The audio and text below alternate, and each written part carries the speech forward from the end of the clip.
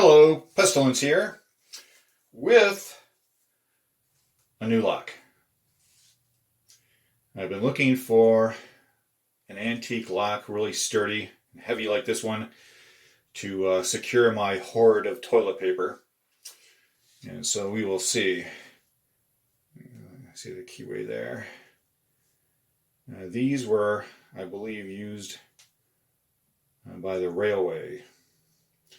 So I've seen some with railroad company names on them. And here is the key. It's a strange looking key. Kind of shaped like a torpedo.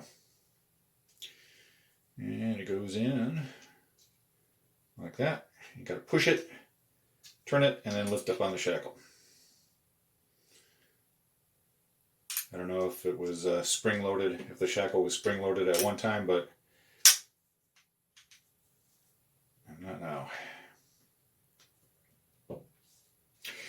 Okay, the lock was manufactured by the J.L. Howard Company in the late 1860s. And I found a patent on this. It was, the inventor was John E. Wooten, and he was awarded a patent on it on December 11th, 1866. And a little background information on James L. Howard, which is really strange because the company didn't really, they didn't list padlocks as being part of what they manufactured. Okay, in 1841, James L. Howard and his partner, Hurlburt, manufactured carriage and saddle hardware. Soon after, they added the manufacture of furnishings for railway cars, and I believe probably the locks as well. In 1876, he bought out his partner and renamed the company James L. Howard and Company.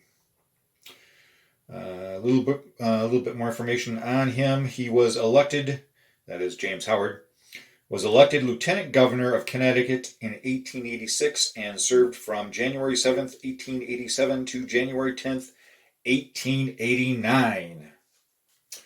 So there. Now, to get back to the lock. I was looking at the keyway, and I looked at the key,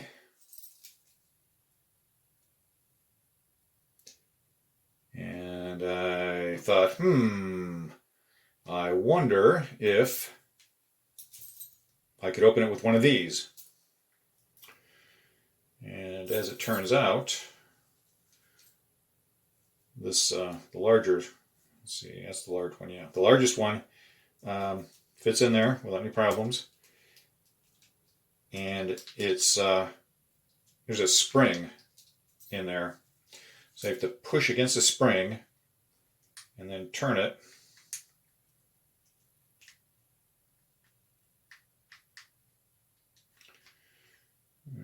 Okay, let's see if I can get this thing out.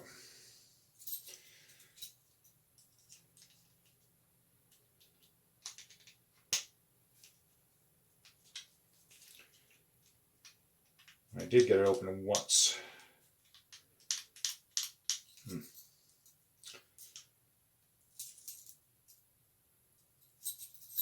Let's check this one. I don't think this one's going to work though.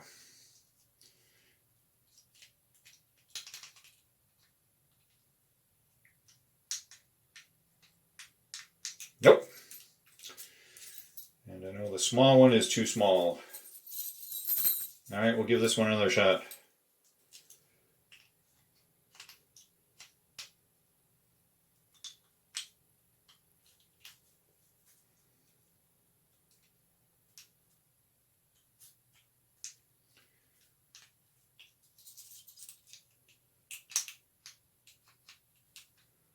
There we go. Okay.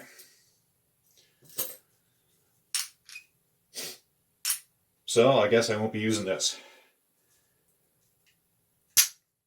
And you can see on the bottom there, that's where the part was attached that is the clevis for the chain to go through.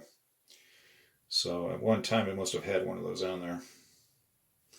Unfortunately, I can't see anything on there that has the name on there. So if it's on there, it must be pretty fine. Make sure it still works. There we go. Yeah, this is weird. It's got a spring in there. So anyway, there we have it. Thanks for watching. Take care. Stay healthy. Stay legal. Bye.